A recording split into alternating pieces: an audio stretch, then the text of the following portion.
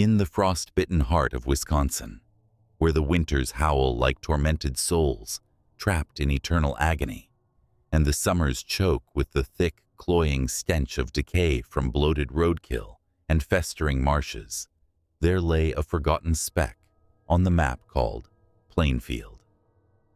It was 1957, a year when the world outside buzzed with the hollow promise of progress. Televisions flickering in cozy suburban homes, with images of smiling families, cars gleaming on fresh interstate highways, like symbols of American freedom. But in Plainfield, time had curdled into something rotten and irredeemable. The farms sprawled like open wounds across the flat, unforgiving lands, their silos standing as silent sentinels against the endless gray skies. Among them stood the Gein homestead, a dilapidated shack clinging desperately to the edge of oblivion, its sagging roof patched with rusted tin, and its windows staring out like empty eye sockets, void of life or warmth. The wind whispered insidious secrets through the cracks in its weathered boards, secrets that no sane person would dare to heed. Edward Theodore Gein, or Ed, as the townsfolk referred to him, with a strange blend of pity and quiet disgust, melted effortlessly into the gloom of this forsaken corner of Wisconsin. Born in 1906 in nearby La Crosse, he was hauled to Plainfield as a child by his controlling mother, Augusta. Desperate to flee the immorality of urban existence, his father, George, was a spineless alcoholic who buried his disappointments in cheap liquor, staggering back from menial jobs with the stench of defeat hanging around him like fog. Yet it was Augusta who truly molded Ed's warped reality. In his eyes, she loomed gigantic, a fierce, scripture-obsessed woman whose moral outrage could cut like broken glass. Relentlessly, she warned that everything outside their isolated farm was a filthy pit of vice, especially the females who lured men with rouged cheeks and provocative walks.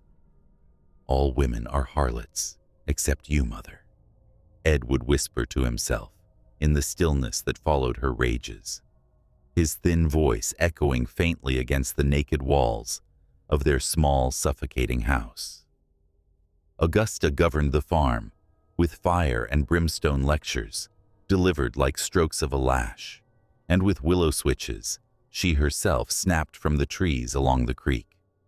She kept her sons, Ed and his elder brother Henry, completely cut off from the village's polluting influences. No companions, no school socials, no harmless courtships, only endless labor on the property and the crushing burden of her rigid, unforgiving holiness. The brothers toiled under her watchful eye, milking cows at dawn with hands raw from the cold, plowing fields that yielded more rocks than crops, and repairing fences that seemed to crumble faster than they could mend. Henry, the bolder of the two, chafed under Augusta's grip, whispering to Ed in the barn about dreams of escape, of cities where women smiled without judgment and men could live free from Scripture's chains. But Ed, he adored her, feared her, needed her like the air he breathed. She was his anchor in a world she had painted as treacherous and vile. In the evenings, as the sun dipped below the horizon, painting the sky in bloody hues, Augusta would gather them around the kitchen table, her voice rising and falling like a preacher at revival. "The Lord sees all, boys," she'd intone, her eyes blazing with fanatic zeal. "He knows the wickedness in men's hearts, the lust that leads to damnation. Stay pure, or the devil will claim you." Ed would nod fervently, his small frame trembling, while Henry stared at the floor, his jaw clenched in silent rebellion. Tragedy struck in 1940, when George finally drank himself into the grave, his liver giving out in a final, wheezing gasp. Augusta mourned him not with tears, but with grim satisfaction, declaring it God's judgment on a sinful life. The farm fell further into disrepair without his meager contributions, and the brothers shouldered the burden. But Henry grew restless, his whispers turning to arguments. One fateful day in 1944, during a controlled burn in the fields, a fire raged out of control, engulfing the barn. Henry perished in the blaze, his body charred beyond recognition. Some in town whispered that Ed had started it himself, jealous of Henry's growing independence and his mother's divided affections. Ed claimed it was an accident, that Henry had collapsed from smoke inhalation while they fought the flames together. Augusta accepted his story without question, pulling him closer into her suffocating embrace. "You're all I have now, Eddie," she'd say, her bony fingers stroking his hair. "The Lord spared you for a purpose." Yet even deities can crumble. In 1945, Augusta was struck by a devastating stroke right in the middle of scolding Ed for some trivial, unfinished task. She crumpled in the kitchen, her features twisted in excruciating agony, her Bible tumbling from her fingers and hitting the floor with the weight of a final verdict. Ed hurried her to the local doctor, but it was already hopeless. She clung to life for several agonizing days, her commanding voice reduced to incoherent groans and whispers. On her deathbed, she gripped his hand fiercely, eyes feverish and unfocused. "Swear to me, Eddie. Avoid those sinful women. Live righteously." He vowed through sobs, tears carving paths down his cheeks as her fingers slowly relaxed and her life slipped away. The funeral drew only a handful. Her extreme fanaticism had driven away nearly everyone. Ed laid her to rest in the Plainfield Cemetery, the soil claiming her coffin like a ravenous void. And then he remained utterly alone amid the oppressive, endless quiet of the farm. The house changed after that, morphing into a monument to his grief. Ed sealed off the upstairs rooms where his mother had lived, preserving them like a sacred shrine, dusty furniture untouched, her Bible open on the nightstand to her favorite passage in Proverbs about the adulterous woman, as if she might return any moment to continue her lectures. Cobwebs draped the corners like funeral veils, and the air grew thick with the musty scent of abandonment. Downstairs, the decay set in with insidious slowness. Piles of yellowed magazines cluttered the floors, true crime pulps with lurid covers depicting axe murderers and femme fatales. Anatomy books pilfered from the library, with diagrams of human dissection circled in frantic pencil marks, tales of South Seas headhunters, and ancient Egyptian mummification rituals that fueled his growing obsessions. He read them by lantern light, the pages crinkling under his calloused fingers, his mind absorbing every detail like a sponge in blood. But it was the nights that truly twisted Ed's soul. Insomnia clawed at him like skeletal fingers, visions of his mother's stern face morphing into something softer, more inviting. Her lips curved in a smile she never wore in life, her arms open in embrace. He craved her presence, the feel of her skin against his in a way that blurred the lines between filial love and something darker, more profane. In the witching hours, he'd pace the creaking floors, whispering her name into the void. "Mother, come back. I need you." The loneliness gnawed at his insides like a rat in a cage, driving him to desperate acts. And so, under the cover of moonless skies, he began his unholy pilgrimages to the graveyards, seeking solace in the cold arms of the dead. The first time was in 1947, just 2 years after Augusta's burial, on a night when the autumn wind rattled the bare branches like bones in a crypt. The Plainfield Cemetery lay a mile from the farm, its iron gates creaking ominously like the hinges of hell itself. Ed parked his battered Ford truck at the edge of the woods, its engine ticking as it cooled, his breath fogging the chill air as he clutched a shovel and a rough burlap sack. His heart hammered in his chest, a frantic rhythm that drowned out the distant call of a night owl. The ground was soft from recent rain, mud sucking at his boots as he slipped through the gates, the gravestones looming like accusatory fingers in the starlight. He chose a fresh grave, that of Eleanor Adams, a middle-aged widow who'd passed from pneumonia, her obituary in the local paper describing a stern jaw and graying hair that reminded him achingly of Mother. Kneeling by the headstone, Ed whispered an apology to the night. "Forgive me. I just need a piece of her."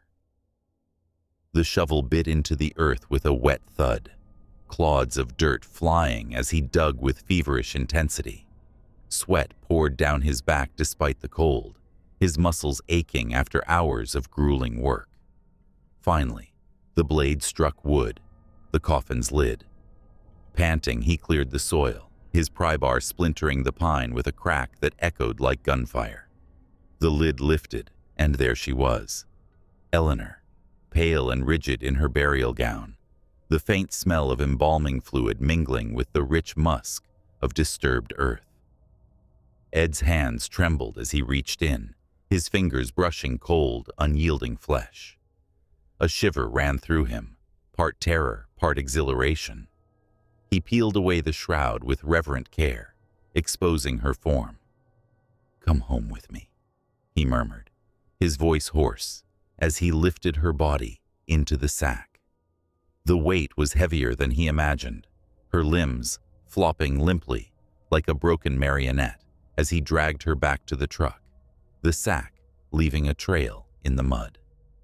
The drive home was a blur, his mind ablaze with fevered whispers. Back at the farm, under the harsh glow of a single bare bulb swinging in the shed, Ed's true work began. He laid her out on a blood-stained workbench, surrounded by his tools, scalpel, needle, thread, tanning solutions, brewed from recipes in his books, gleaming like instruments of divine salvation. He didn't take everything. He was selective, almost tender in his dissections. The skin from her face came away in a perfect mask, peeled with the precision of a surgeon, then tanned and stretched over a wire frame until it stared back at him with hollow, accusing eyes. He slipped it on, feeling the chill leather against his cheeks, and stood before a cracked mirror, his reflection a grotesque parody. He danced awkwardly, his voice pitching high to mimic Mother's scoldings. "Eddie, you naughty boy, what have you done?" Laughter bubbled from his throat, manic and broken, echoing off the shed's walls. From her skull, he fashioned a bowl, scraping away the remnants of tissue and polishing the bone until it shone like ivory. He ate his thin soup from it that night, the broth warm against the remnants of her essence, and for a fleeting moment, the crushing loneliness lifted, replaced by a perverse warmth. But one desecration wasn't enough. The daze-like states came more frequently now, pulling him into the night like a puppet on invisible strings, his will eroded by the insatiable hunger for connection. Between 1947 and 1952, he would later confess to 40 such nocturnal visits, though investigators could only confirm 9 graves disturbed, their records incomplete in the face of his madness. He targeted the freshly buried, women of a certain age and build, their obituaries clipped from the Plainfield Gazette, like macabre invitations tucked into his pocket. The Waushara County Cemetery, with its overgrown paths and forgotten plots, became a favored hunting ground. The Spiritland graveyard, shrouded in mist from the nearby river, offered even more seclusion. Each excavation was a ritual unto itself. The crunch of gravel under his truck's tires, as he approached, the distant hoot of owls masking his labored grunts, the electric moment of revelation when the coffin lid gave way with a sigh of escaping gases. One particularly harrowing night in 1949, a fierce thunderstorm raged as he dug up Martha Hogan, no blood relation to his later victim, but close enough in her stout build and matronly features to stir his obsessions. Lightning cracked the sky like veins of fire, illuminating the pit in stark flashes, rain turning the soil to slurry that clung to his clothes like accusing hands. He worked frantically, the shovel slipping in his grip until the coffin emerged. Prying it open, another bolt of lightning revealed her decayed features, eyes sunken, skin mottled, and for a heart-stopping instant, Ed froze, convinced her eyelids had fluttered open in the strobe light. "You're not Mother," he hissed through gritted teeth, rain mingling with his tears, but he took her anyway, harvesting her legs for chair upholstery, her torso skinned for a vest he would wear under his flannel shirts, the human leather pressing against his skin like a lover's embrace. The fear gnawed at him that night as thunder shook the ground. What if someone had seen his truck? What if the dead rose from their violated rest to reclaim their pilfered parts? He buried the unwanted leftovers in shallow pits, scattered around the farm's overgrown fields, marking them with crude stones. But sometimes, in the dead of night, when the wind howled through the eaves, he swore he heard scratching at the back door, bony fingers seeking entry, vengeful whispers calling his name. Mary Hogan was the first to fall victim to this escalation in the winter of 1954. She ran a dingy tavern in nearby Pine Grove, a boisterous woman with a laugh that echoed like thunder through the smoke-filled room. Too much like Mother's disapproving glare at the sinful folk who drowned their sorrows in alcohol. Ed had watched her for weeks, lurking in the shadowed corners of the bar, nursing a flat soda while his mind spun dark fantasies of possession. Her robust figure, her sharp tongue scolding rowdy patrons, evoked Augusta's commanding presence. On December 8th, a day when snow flurries danced like lost souls outside, Ed entered the tavern with a .22 rifle concealed under his heavy coat. The place was nearly empty, the jukebox silent, only Mary behind the scarred wooden counter polishing glasses with a rag that smelled of stale beer. "What'll it be, Eddie?" she asked, her voice gravelly from years of cigarettes and shouting over the din, her eyes narrowing in mild recognition. He didn't answer. His hands shook as he raised the rifle, the barrel glinting in the dim light. The shot barked once, sharp and final, her head exploding in a spray of crimson that splattered the bottles behind her. She slumped forward, blood pooling on the counter like spilled wine. Ed's breath came in ragged gasps as he dragged her heavy body around the bar, her heels scraping the floorboards, leaving a slick trail that soaked into the wood. Loading her into the truck was a struggle, her limbs akimbo, but the adrenaline surged through him like fire. At home, in the shed now reeking of formaldehyde and rot, he hung her upside down from a meat hook, like game during hunting season, her blood dripping steadily into a bucket below.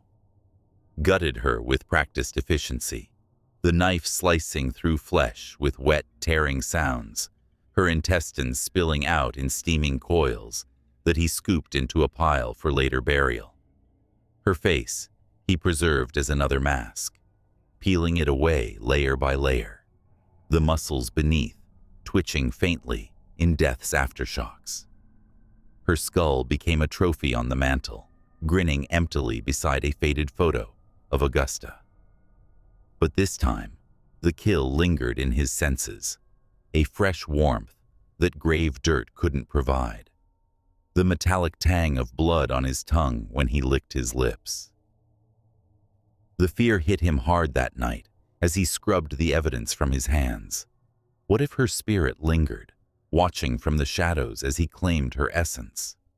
He burned her clothes in the stove, the smoke curling up the chimney like a signal to the heavens.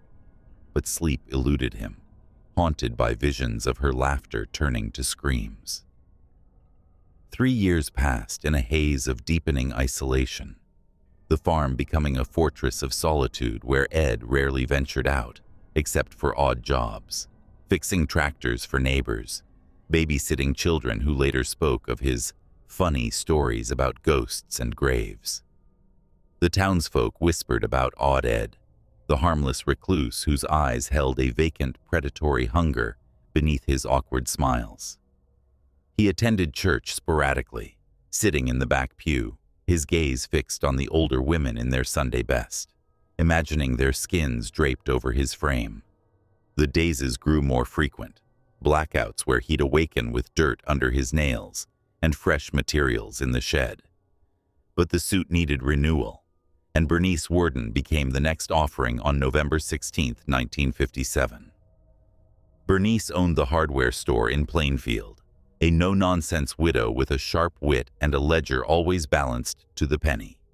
She'd sold Ed a gallon of antifreeze the day before, chatting idly about the coming winter. He returned at closing time, the store dim in the fading twilight, shelves stocked with nails, tools, and ropes casting long shadows. "Need some nails," he muttered, his voice low and distant. But as she turned to fetch them, he raised his rifle. The shot echoed through the empty streets, her body crumpling like a discarded rag behind the counter. Blood welled from the wound in her chest, soaking her blouse. In a frenzy, Ed decapitated her there on the spot, the hacksaw grinding through bone and sinew with wet, laborious sounds, her head rolling free with a thud. He wrapped it in newspaper for later, then dragged the headless corpse to his truck, heaving it into the bed under a tarp. Back at the farm, under the cover of night, he strung her up in the shed by her ankles, the body swaying gently like a pendulum. Disemboweled her with ritualistic precision, her intestines coiling on the blood-slick floor in steaming piles, her heart excised and placed in a plastic bag by the stove for a macabre meal. The rest he set aside for tanning, his hands calm and practiced now, the task as routine as a ritual. But fate, that vicious trickster, stepped in. Bernice's son, Deputy Frank Worden, came back early from his hunting trip and spotted the blood pool on the floor, the cash register yawning open with a receipt carrying Gein's name scribbled in her familiar hand. Warning signals screamed. He gathered Sheriff Art Schley and a group of men, and they stormed the Gein property that bitter night beneath a glittering field of stars. Flashlight beams sliced through the pitch black as they smashed open the front door, heavy boots pounding the crooked planks. The smell struck first, a foul cocktail of rot, preservatives, and something unmistakably human, like an abandoned abattoir. Choking, they swung their lights over the nightmare, human bones tossed carelessly across tables like discarded playthings, a container of salted female parts resting beside jars of floating organs, chairs upholstered in peeled human skin that curled at the corners like ancient paint. In the kitchen, skulls doubled as bowls, their hollow eye sockets gazing vacantly, a human heart gently simmering in a skillet on the stove. Upstairs, the untouched rooms stood in silent mockery, Augusta's bed neatly turned down as though awaiting her. But the lower level was pure inferno, the woman's suit dangling lifeless from a hook like a shed outfit, its oiled seams shining to keep the leather pliable, masks pinned to the walls, their vacant eyes tracking the intruders, a fringe of severed noses trembling in the cold breeze from the shattered door. In the shed, the ultimate atrocity waited, Bernice's corpse, suspended from the beams, decapitated and gutted, her ashen skin scored with precise cuts like a slaughter chart. Several men heaved and ran outside to retch into the snow. Ed was discovered hiding at a neighbor's place where he'd gone for dinner, his face bloodless as they took him into custody. The confessions spilled out in the interrogation room, a torrent of madness under the harsh fluorescent lights. He spoke of the dazes that compelled him, the graveyards that called like sirens, the overwhelming need to become his mother, to wear her form and hear her voice in his head. She was everything, he whimpered, rocking in his chair. I just wanted her back. The trial in 1968, after years of psychiatric evaluations, declared him insane, committing him to the Central State Hospital for the criminally insane, later Mendota Mental Health Institute, where he spent his days crafting ashtrays and weaving baskets, a model patient whose eyes still held that vacant hunger. He died in 1984 from respiratory failure, his body buried quietly, but the fear he unleashed lingered like a poison in the soil of Plainfield. Residents boarded windows against the night. Children whispered tales of the ghoul of Plainfield who roamed the fields, seeking fresh skins. Farms stood empty as families fled, the town shrinking into itself like a wounded animal. Even now, decades later, in the dead of winter when the snow blankets the ground like a shroud, if you drive those lonely Wisconsin roads past the abandoned Gein homestead, now a charred ruin after vandals torched it in 1958, you might glimpse a shadow flitting through the barren fields. A man in tattered, ill-fitting skin, dancing under the indifferent stars, his movements jerky and unnatural, forever hungry for the warmth of the grave. And if you listen closely to the wind howling through the skeletal trees, it carries a warning etched in frost. Some horrors don't stay buried. They wear your face, mimic your voice, and wait patiently in the dark, biding their time until the days calls again. The dead whisper secrets, and in Plainfield, those secrets are etched in bone and blood, eternal and unforgiving.